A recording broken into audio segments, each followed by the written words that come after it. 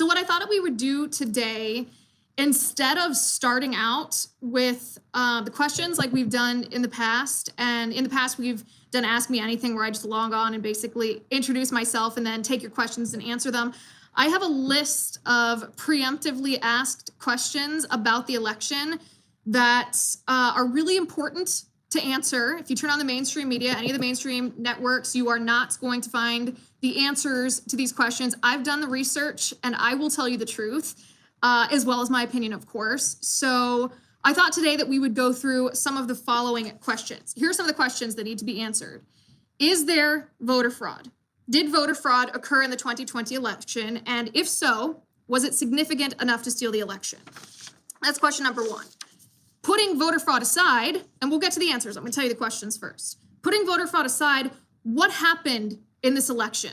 Why was it not a landslide for Donald Trump like it should have been? What happened? Does Joe Biden have a mandate like he claims? Will Biden and Harris, should they be certified as the winners of this election, will they govern in a moderate manner like both of them claim and like their supporters claim? Is this a time for healing and for unity, as the Democrats claim? And what is up with the Democrats' enemies list, their hit list, and what do we as conservatives do now? Those are all the questions that we're going to tackle tonight, questions that people have been asking me over the course of the past week. It is quite unbelievable that it has been a full week since the election, and yet here we are. So you can submit questions. We'll see if we have time for them at the end. You can submit them in the little questions box. But for right now, we'll start with these. Is there voter fraud? If you go on Twitter, they'll tag every tweet that you say anything about voter fraud and tell you that it's a contested claim. If there was voter fraud, is it significant enough to litigate, as President Trump is doing? Is it significant enough to steal the election and change the election? So first of all, in case you hadn't heard, Attorney General William Barr authorized federal prosecutors to pursue what he called substantial allegations of voting irregularities. And this should happen, Barr says, before the 2020 presidential election is certified. This is a pretty big deal. This is validation for those who are claiming that we need to litigate, validation for those who claim that voter fraud has been happening, validation for a lot of the anecdotes that we have heard. Because this is what I think is the real sticking point for a lot of people. Between 3 a.m. and 4 a.m. on election night, something happened in multiple cities. In the city of Detroit, in Atlanta, in Milwaukee, in Philadelphia. And between those hours, between 3 a.m. and 4 a.m., something happened that changed the course of the election, the outcome of the election. Those states were solidly in Trump's corner. That something happened, and suddenly those states tilted towards Biden. So the question is, why did they stop counting? And then why did they suddenly restart counting? And why were all of those ballots for Joe Biden? So these things are valid questions to ask. And I would encourage all of you to ignore mostly liberal pundits or people on Twitter who say that you can't ask the questions. That's certainly not true. We should ask the questions. It's not a conspiracy to ask the questions. That being said, we do need proof and evidence that voter fraud happened in order to claim that an election is stolen. We can't rely simply on an anecdote or a video that we saw on Twitter or the fact that we wanted, another candidate to win. We have to have proof and evidence. So the question is, do we? Do we have proof and evidence that voter fraud happened? The answer to that question is yes. It's not even a controversial take. Of course, there is voter fraud. There's always voter fraud. There was in the last election and the election before, and there is voter fraud in this election. So before we get into some of the examples of the voter fraud that needs to be investigated, I want to read a quote to you from the former governor of Illinois, Rod Blagojevich. You might know him from his time in prison. You might know him because he was part of the corrupt Democrat establishment in the city of Chicago. This is what he said in answer to the question about the integrity of this election. He said, and I quote, "If the question is, are the Democrats stealing votes in Philadelphia? My answer is the Pope Catholic? It's a time-honored tradition," he said. "Big Democrat-controlled cities like Chicago, my hometown, Philadelphia, to do precisely what they're doing now. I've never seen such a magnitude because this, I think, is an indication of just how widespread it is, how deep it is. And I don't think it's just confined to Philadelphia. My instincts, he says, again, coming out of Chicago Democratic politics, my instincts tell me it's going on in Atlanta, it's going on in Detroit, it's going on in Milwaukee, it's going on in Las Vegas. And coming out of the Democrat Chicago political establishment, he says, I know how they operate. They control polling places. They stop votes when their candidate's behind. And then in the wee hours of the morning, in the dark of the night, the stealing starts. And we've seen that, he says, in big numbers, unprecedented numbers in this election, in Michigan, and in Philadelphia. So the reason and that's the end of his quote. The reason I think it's important to read that is sometimes the clues for what's going on come from people who have been involved in the wrongdoing before. So when it's not just someone who's solidly in Trump's corner, when it's not just somebody who's bitter that Biden won, when someone who has been involved, who is in the know about voter fraud, explains to you how it's done and says, this looks like it to me, that's an indication to us that we should keep looking. So let's keep looking. If we're looking for proof and evidence, I have compiled, and this is by no means a comprehensive list, 9 quick examples of voter fraud allegations that certainly need to be investigated. I mean, this stuff is crazy. Number 1, the chair of the Michigan Republican Party has revealed that corrupt software, this is the Dominion voting machines you might have heard about, has flipped thousands of votes from Trump to Biden. This is what the chair says. Ballots were counted for Democrats that were meant for Republicans. The tabulating software glitched. We now have discovered that 47 counties use the same software. So is that worthy of investigation? Is that worthy of litigation? You bet. What if that actually happened? And there's indication, there's probable cause to think that it did. Of course, that's not just anecdotal, that's not just sour grapes. We should look into that. And everybody should want to look into that because it's our votes, the integrity of our votes that's at stake. That's example number 1. Example number 2, the Nevada Republican Party sent a criminal referral to Attorney General Barr citing 3,000 instances of voter fraud. This is not a broad, vague, empty allegation. These are 3,000 specific examples of fraud. Now, will that flip the election there? I don't know. No, maybe, yes, maybe, who knows? The fact of the matter is, if there are 3,000 instances of voter fraud, that's 3,000 legal voters who have been disenfranchised. We must investigate that. That's number 2. Number 3, in Michigan, a 118-year-old by the name of William Bradley voted via absentee ballot in Wayne County, Michigan. The problem is, Mr. Bradley died in 1984, which means that someone fraudulently filled out his ballot. Now, we know that dead people vote in Chicago all the time. We remember that from the Obama years. Why haven't we done something to stop it? That is worthy of investigation. Okay, then we have a whistleblower for the Clark County Elections Department, also in Nevada, who claims that Nevada poll workers fabricated proof of residence for illegal voters. That's a pretty big deal. It's a pretty big allegation, yet the Attorney General of the state of Nevada has done nothing. The question should be, why not? Even if that's not enough to flip the election, that's enough to investigate because those are legal voters, or not the allegations of fraud. Legal voters are disenfranchised whenever anyone commits fraud. Okay, so next one. We have, going down to Georgia, Fulton County, Georgia.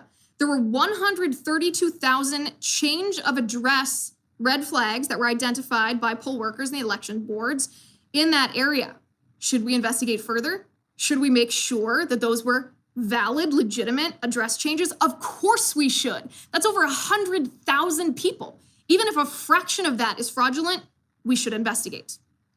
In Wisconsin, the Wisconsin Elections Commission issued a directive in mid-October giving themselves authority, by the way, in contradiction of state law, which I'll get to in a moment, to fix, let's put that in quotes, fix incomplete or spoiled ballots that are missing witness signatures. The Wisconsin Elections Commission cannot give themselves authority to do any such thing. That authority has to come from the legislature. So they gave themselves illegitimate authority to fix missing witness signatures when they should not count ballots that are missing witness signatures. Okay, so that's a pretty big deal, especially in Wisconsin. Then we have Detroit. There's an election fraud lawsuit that's happening right now in the city of Detroit that is alleging the backdating of ballots. the backdating of ballots and no matching signatures. This is what a city employee says. She says she was asked to backdate ballots. This is her quote.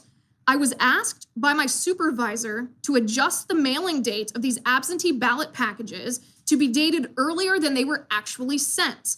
The supervisor was making announcements for all workers to engage in this practice, end quote. Is that not worthy of an investigation? Somebody who's willing to go on record and tell you specifically how the fraud was committed and what the fraud was? And we'll get to this in a second. Well, let me finish my examples and then I'll get to my commentary.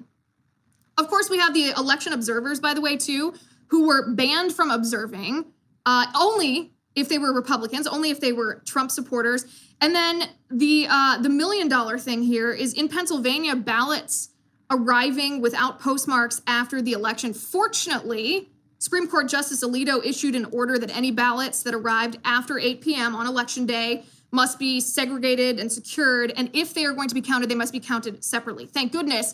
But that took several days before that order was issued.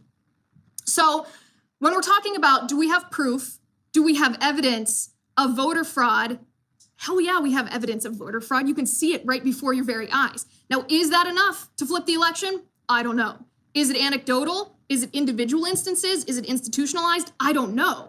But we have a responsibility to ourselves and to our fellow voters to make sure that people are not being disenfranchised, that no one is spoiling someone else's vote by casting a fraudulent ballot.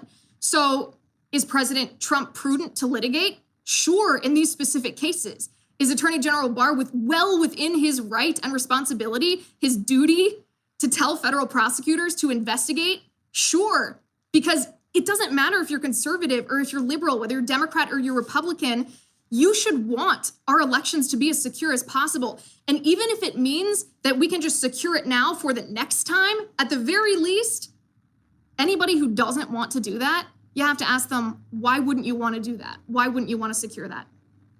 Okay, so that's the first question, essentially. That is there voter fraud? Is it significant enough to investigate and litigate? And was it significant enough to change the outcome of the election? That's the first question. The second question puts voter fraud aside for just a second and says, what happened in this election? You know, after elections happen, they're usually what we call autopsies of the election, where each individual party, their candidate, their campaign, their apparatus analyzes what went right and what went wrong so that they can do better the next time. So what happened this time? Because if you had asked me, 6-8 months ago, back in March before COVID, if I thought President Trump would win in a blowout, I would have said an absolute blowout. It didn't even matter what Democrat would have. At that time, I would have said he will win in an absolute blowout. So what happened? Here's what I believe happened. Dirty politics happened.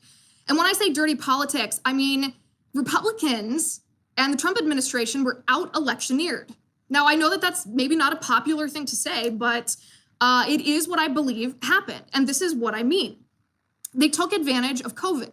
Now, anybody who's been following me for the last 9 months knows that the science has not been in alignment with the political policies relating to COVID, right?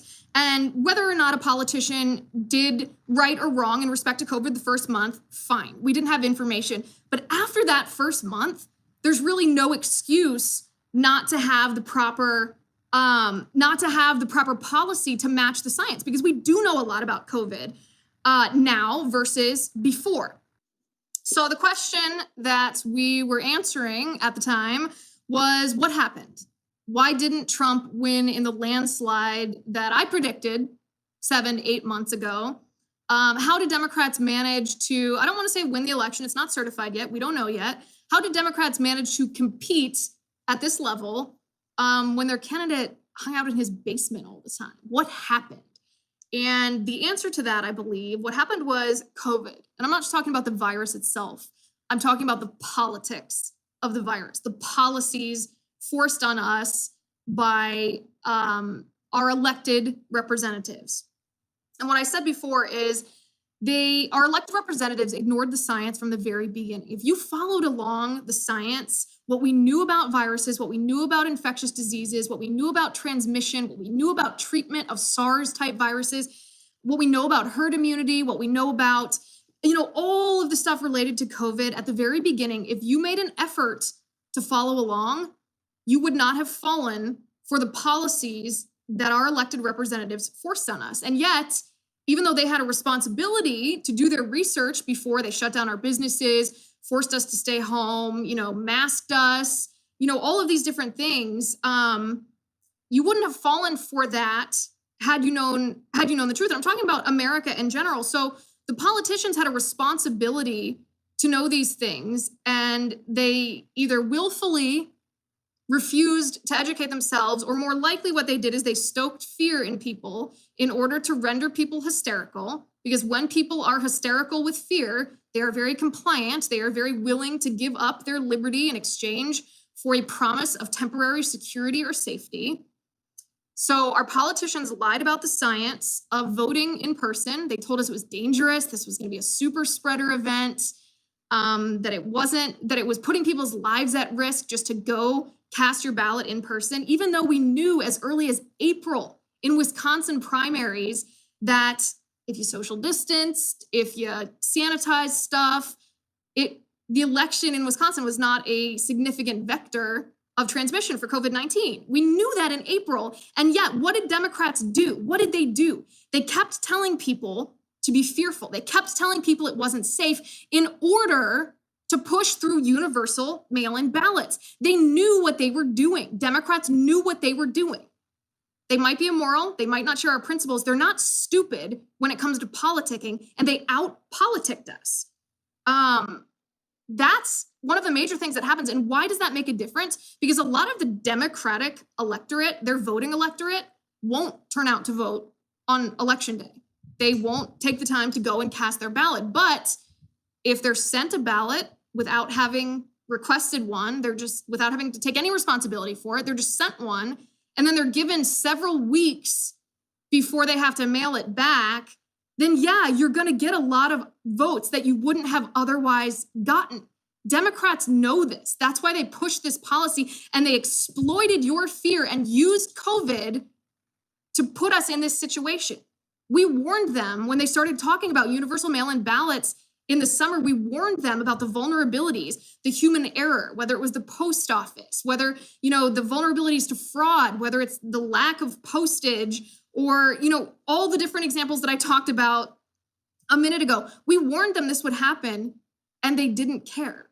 They knew that we would be in a situation exactly like we're in, and they didn't care because they thought that they'd get more votes, enough votes maybe, to put them in the White House, regardless of whether it disenfranchised legal voters by diluting and spoiling legal voters' votes with fraud. So that's what happened. That is what happened. We also, of course, have the mainstream media who's demonized President Trump for the past 4 or 5 years. We have polls. I mean, the career of the pollsters should be completely over, completely done. The Washington Post, for example, the week before the election reported that Biden had a 17-point lead over Trump in Wisconsin. In Ohio, a Quinnipiac poll had Biden up by 4. Dave Wasserman predicted the Democrats would gain between 10 and 15 House seats. As of right now, the Democrats are losing 6 of them. Fox News predicted somewhat the same thing, that Democrats would pick up 5 House seats. Not one poll, by the way, dating all the way back to February, and you can look on Real Clear Politics for the lineup of these polls, predicted Susan Collins winning. She won by a long shot against Sarah Gideon in Maine. So we have the false narrative from the polls claiming that Trump didn't have a chance. We have the demonization of not only President Trump, but all his policies and all his supporters, conservatives in general, by the mainstream media for years and years. And we have the Democrats themselves this year never letting a crisis go to waste, exploiting people's fear about COVID, feeding that fear in order to usher in mail-in voting. So what happened is we were out-politicked by dirty politicians. So that's the second question. The third question is a hypothetical. And this is a hypothetical that I'm somewhat hesitant to cover because I don't want to, the election hasn't been certified yet. We don't know who won yet. And I don't want people And I don't want to pretend one way or the other. But the reason I'm going to answer this question is because Biden claims he has a mandate. He says he has a mandate on climate change. He has a mandate on unity. He has a mandate on healing, blah, blah, blah. So does Biden have a mandate? The answer to that is that's the most ridiculous claim I have ever heard. And here is why. How on earth does Biden think he has a mandate? Listen to these facts. When the Republican Party, the GOP, probably held the Senate, we'll know, in Georgia, the Republican Party picked up House seats. The Republican Party held state legislatures that they were already in control of, lost none. In fact, the Republican Party flipped a Democratic state legislature. Democratic House speakers lost their races in very far left Vermont and Rhode Island. Over 70 million Americans voted for Donald Trump, and President Trump grew support of minority voters. And just so you know what these numbers mean, this is from an exit poll from the New York Times and CNN. Can you get two more far left media outlets? According to those far left outlets, President Trump got 18% of the votes of Black men in our country.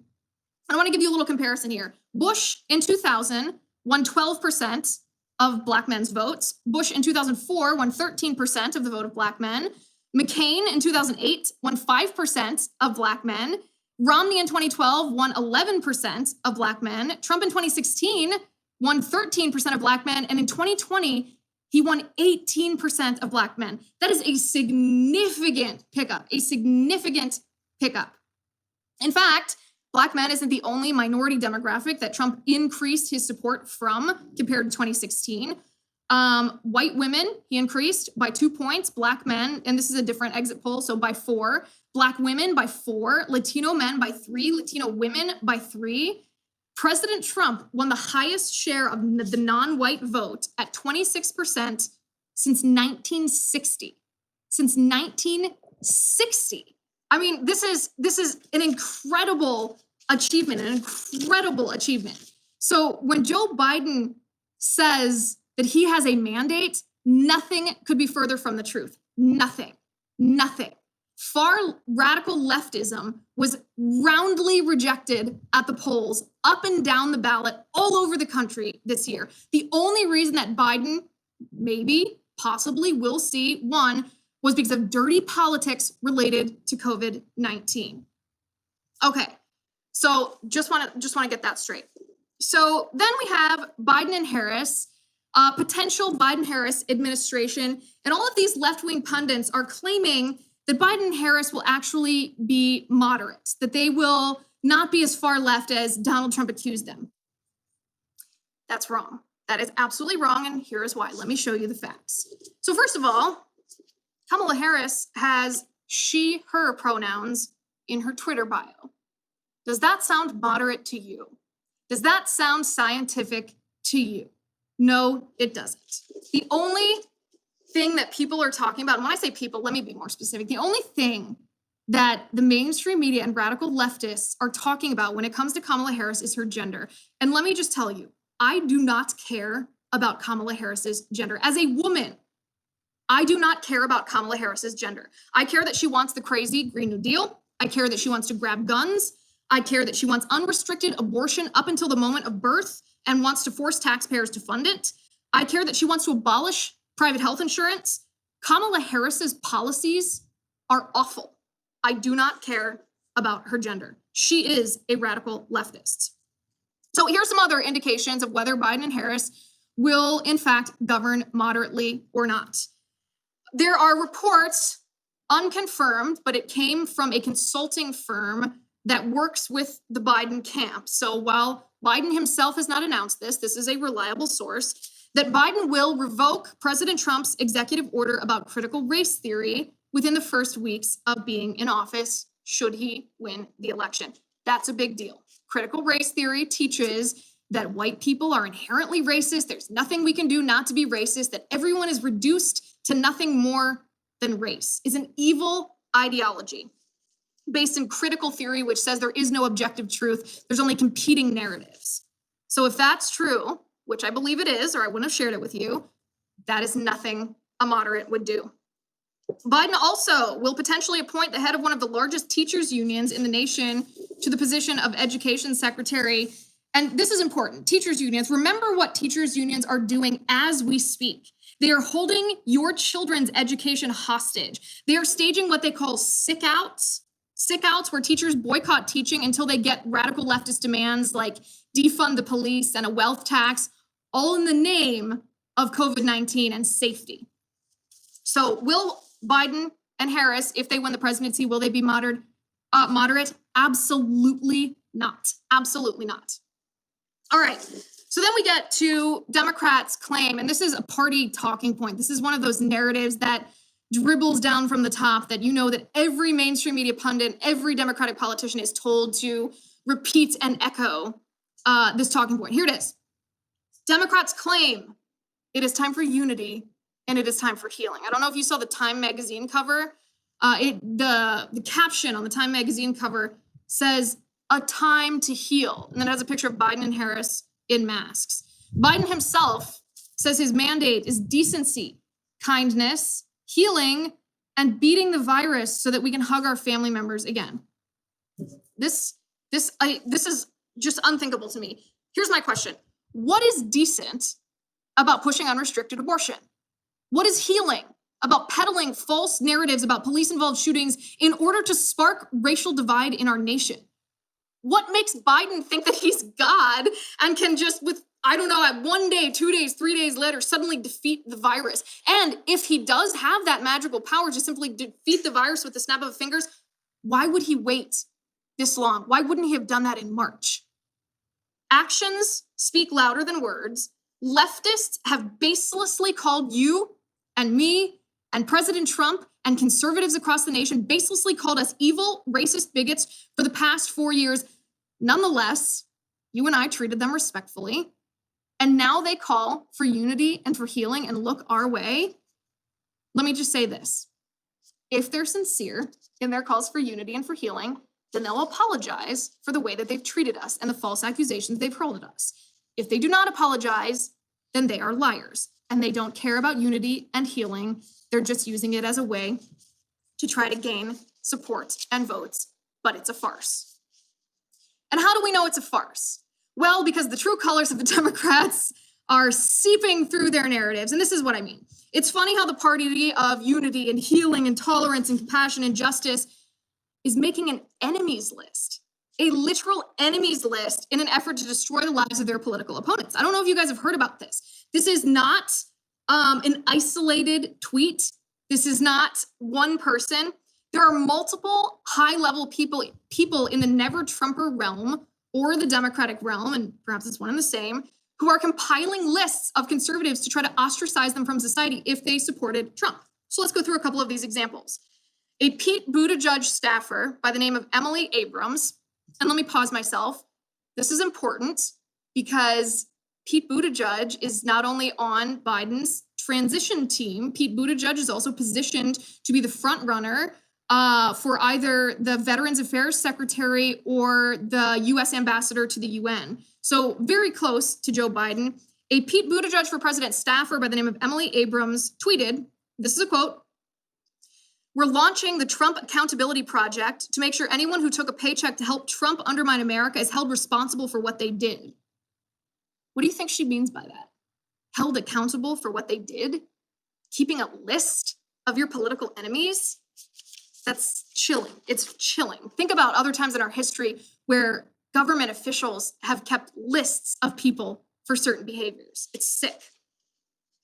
Then we have another Democratic operative named Harry Sebagan say, and this is a quote, "Caitlin Collins just reported White House staff are starting to look for jobs. Employers considering them should know there are consequences for hiring anyone who helped Trump attack American values. Find out how at the Trump Accountability Project."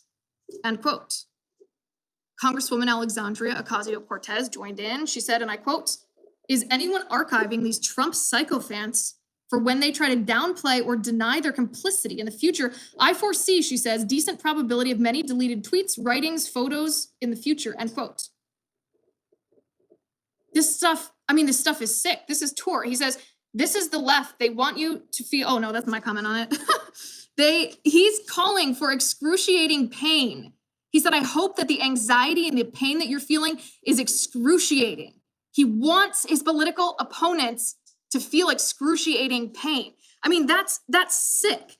This guy named Ben Masilas, he said, quote, if you hire someone who remained with the Trump administration after the election, be on notice, you will be held accountable by Midas touch, and we will ensure you are exposed. Then Jennifer Rubin, who says she's a Republican. We all know that that's a lie. This is what she said.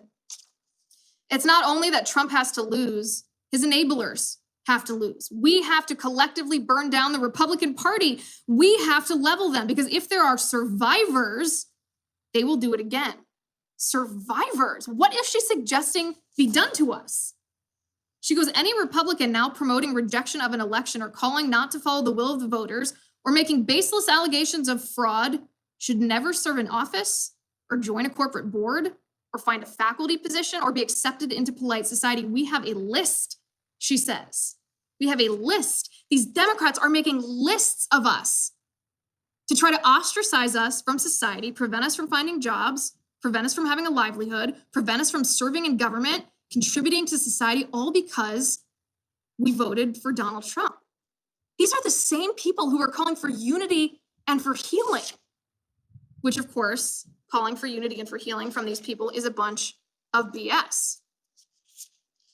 So these are some of the questions that I was asked beforehand. Maybe the most important question is, what do we do now? What do we do now besides be factual, be clear-headed, investigate allegations, legitimate allegations of voter fraud, litigate where it's necessary? What do we do now? The answer to this could not be more crystal clear. We must win the Senate. We must win the Senate. Put your time, your energy, your money into electing the Republican senators in Georgia. The future of our free nation, I'm talking about the Supreme Court, free speech, your business, your religious liberty, capitalism, and babies' right to life depend on us winning the Senate. If we can win the Senate, we can stymie Joe Biden and Kamala Harris. If they win the presidency, we can stymie it. If not, then the Democrats will, make no mistake, they will not govern moderately. They will ram through every single radical leftist policy they have discussed over the past 4 years.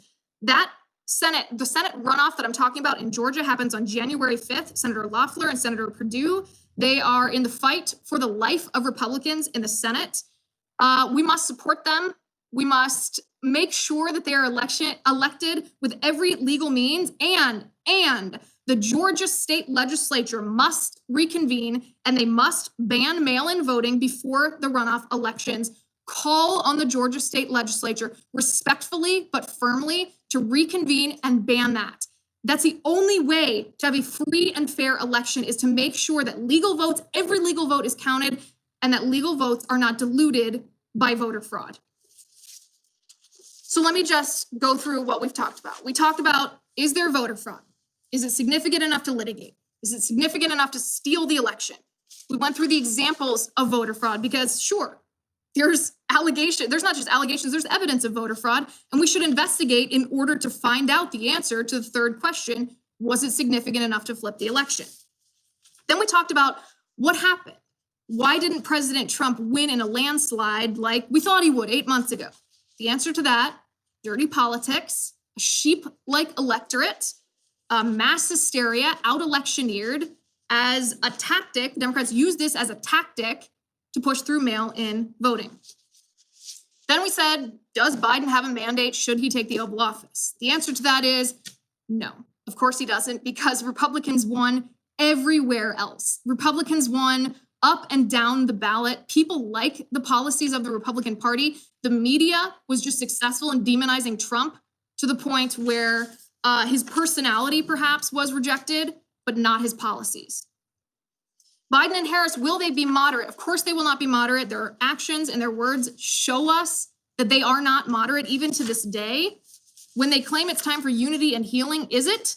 Well, it is, but they're not the ones to do it, because they're the ones who've been sparking divide for the past, not just 4 years, but for the past 8 years prior to that, for the past 12 years.